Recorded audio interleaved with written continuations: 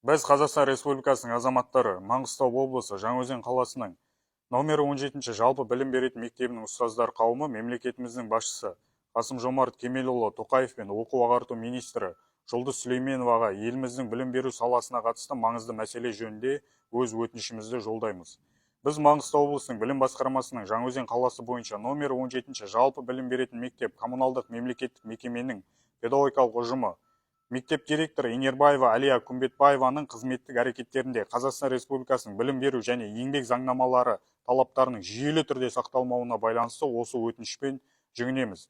Аталған әрекеттер білім беру процесінің ұйымдастырылуына, педагогтардың еңбек құқықтарының бұзылуына тікелей әсер етуде. Мектеп директоры мектепке келгеннен бастап тек екі бағытта жұмыс жасады. Бірі мұғалімдерді үнемі қысымда ұстап қорқыту, екіншісі басқа мектеп мұғалімдерін мектепке қосымша сабақ беруге шақыру. Оның нәтижесінде бірі мектепке кәсіптік бағыт-бағдар беруші маманның конкурссыз жұмысқа алынуы. Бұл министрліктің 57-ші бұйрығының және қосымша 145-ші бұйрықты өрескел бұзып отыр. Біз бұл туралы өз шағымызды қалалық білім беру ұйымына, кәсіподақ ұйымына, Маңғыстау облысы білім басқармасының және Маңғыстау облысының білім беру саласында сапаны қамтамасыз ету департаменті жанындағы педагогикалық әдеп кеңесіне өз арызымызды жаздық.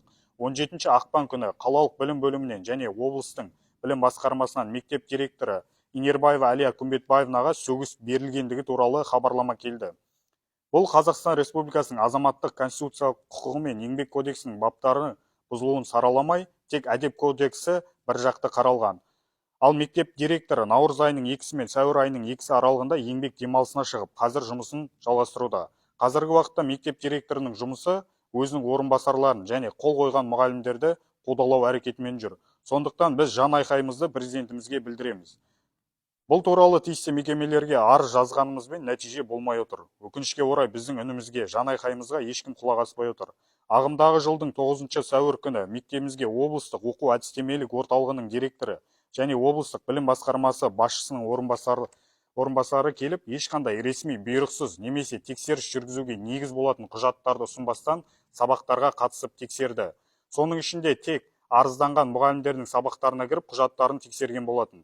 Аталған әрекеттер Қазақстан Республикасының қолданыстағы еңбек және білім беру саласындағы заңнамаларына сәйкес ресми тәртіппен рәсімделуі тиіс деп есептейміз.